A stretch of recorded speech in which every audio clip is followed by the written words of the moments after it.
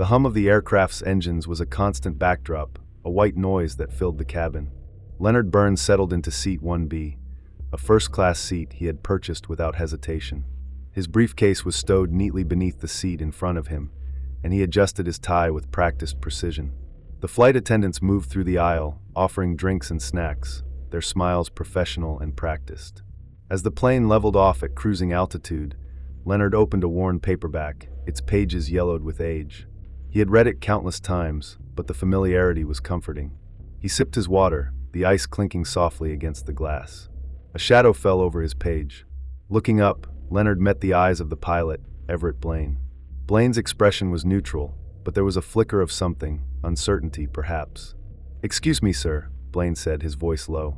"May I see your boarding pass?" Leonard raised an eyebrow but reached into his jacket pocket, producing the pass. Blaine examined it, his eyes scanning the details. "Thank you," he said, handing it back. "Just a routine check." Leonard nodded, returning to his book. But the moment lingered, an oddity in an otherwise uneventful flight. Unbeknownst to Leonard, a fellow passenger had recorded the interaction on their phone. The video, though brief, captured the tension of the moment. It was uploaded to social media shortly after the flight landed. Within hours, the clip had gone viral. Comments flooded in, many expressing outrage at the perceived profiling. Others praised Leonard's composed demeanor. News outlets picked up the story, and soon, Leonard found himself at the center of a national conversation. He was approached for interviews, his quiet strength resonating with many. In an interview with journalist Camille Price, Leonard spoke candidly about his experiences. He recounted times when he had been questioned, doubted, and underestimated. But he emphasized the importance of dignity and self-worth. "I've learned that you can't control how others see you," he said, "but you can control how you see yourself." The interview struck a chord. Letters poured in from strangers, sharing their own stories and expressing gratitude. Leonard read each one, touched by the outpouring of support. As the days passed, more individuals came forward with accounts of similar encounters involving Everett Blaine. A pattern began to emerge, one that the airline could no longer ignore.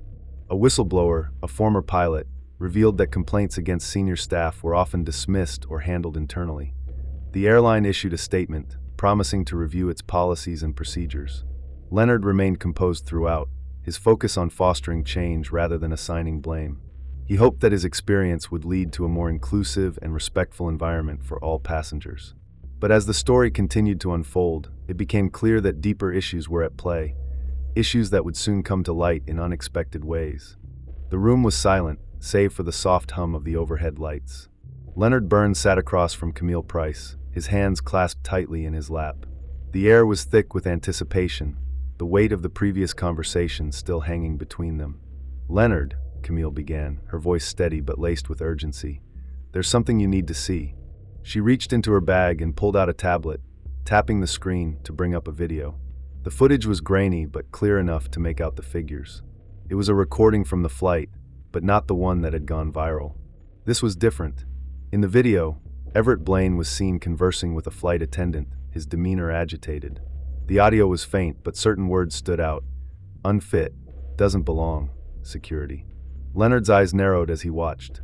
This wasn't just a misunderstanding, it was a deliberate act of discrimination. Camille paused the video. This was sent anonymously. "There's more." She swiped to another clip, this one showing Blaine in a meeting with airline executives. The conversation was clearer. "We can't have people like him in first class," Blaine said, his tone dismissive. "It sets a precedent." Leonard felt a surge of anger, but he remained composed. "People like me," he repeated, the words tasting bitter. Camille nodded. "This goes deeper than we thought." Over the next few days, more evidence surfaced. Former employees came forward, sharing stories of Blaine's behavior. Complaints that had been ignored, incidents swept under the rug. The pattern was undeniable. The airline, under mounting pressure, released a statement. "We are committed to inclusivity and are conducting a thorough investigation." But they still refused to name Blaine. Leonard, meanwhile, continued to speak out, not with anger, but with resolve. "This isn't about me," he said in interviews. "It's about the system that allows this behavior to persist." Then a breakthrough. A whistleblower, a former pilot, came forward with damning evidence, internal memos, emails, and recordings that implicated not just Blaine, but higher-ups in the airline. The most shocking revelation? A directive from the top: maintain the status quo. The public outcry was immediate. Protests erupted, demanding accountability. The airline had no choice but to act. Blaine was terminated, and a comprehensive review of policies was initiated. But Leonard wasn't satisfied. "It's a start," he said, "but we need lasting change." Camille, ever the diligent journalist, continued to dig. She discovered that Blaine had ties to influential figures, connections that had shielded him for years. As she prepared to publish her findings, she received a warning: back off or face the consequences. Undeterred, she pressed on. Then one evening, Leonard received a package. Inside was a note: "Stay silent or you'll regret it." He looked up, determination in his eyes. They picked the wrong man. If you're enjoying this so far, make sure to hit that subscribe button. It really helps us grow and lets us keep bringing you more content like this.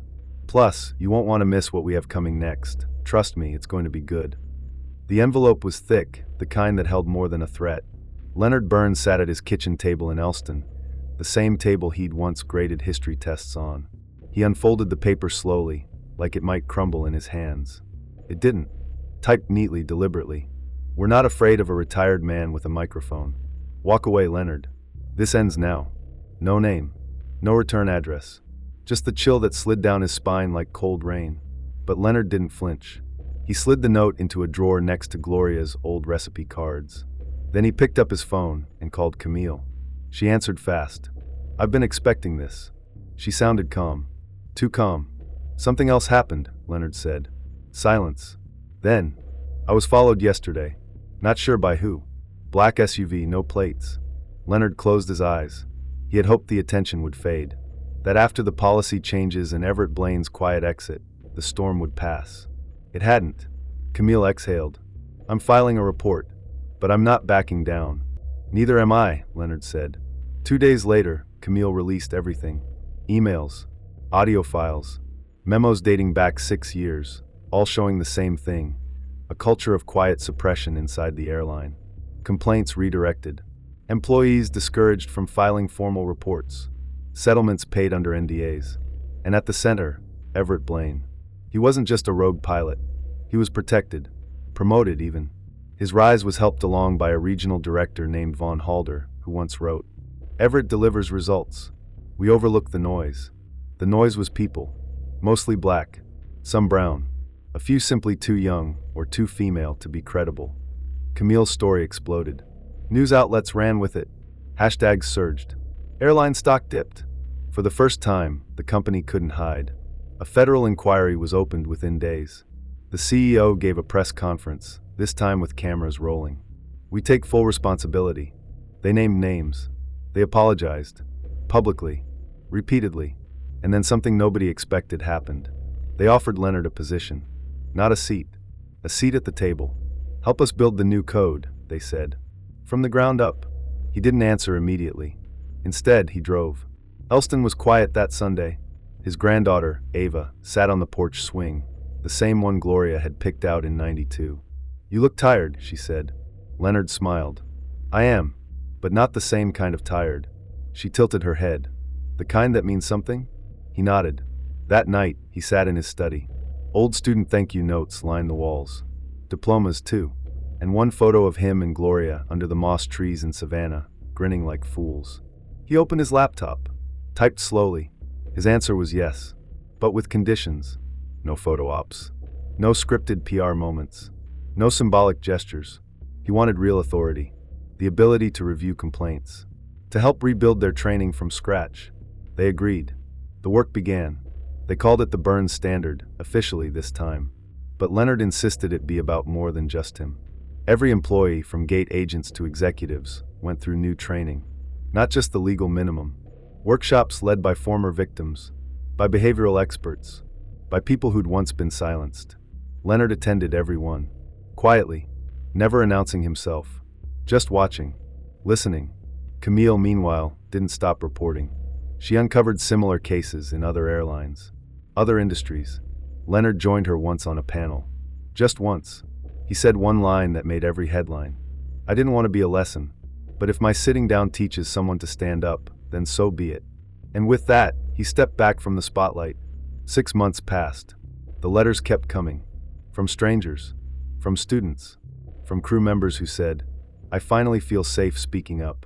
Leonard read them one by one, then filed them away. Not out of pride, out of hope. The investigation concluded with fines, firings, and mandatory audits across the industry. Von Halder resigned. Quietly, Everett Blaine never resurfaced. And then, one morning, Leonard received a message he didn't expect. A handwritten note. "You don't know me, but I was once told I didn't belong. I kept my mouth shut for years. Then I saw your video. I didn't shout either. I just stayed seated. And this week, I got promoted. Thank you. No signature. Just a final line. Let them adjust." Leonard smiled. He walked out to the porch, coffee in hand. Ava ran up behind him, a blur of energy. "Grandpa, Mommy said your name is in a textbook now." He raised an eyebrow. "A textbook?" She nodded fiercely. "In a class about dignity-based leadership. Whatever that means." He chuckled. "It means knowing when to speak, and when to let silence do the talking." She didn't quite get it. Not yet, but one day she would.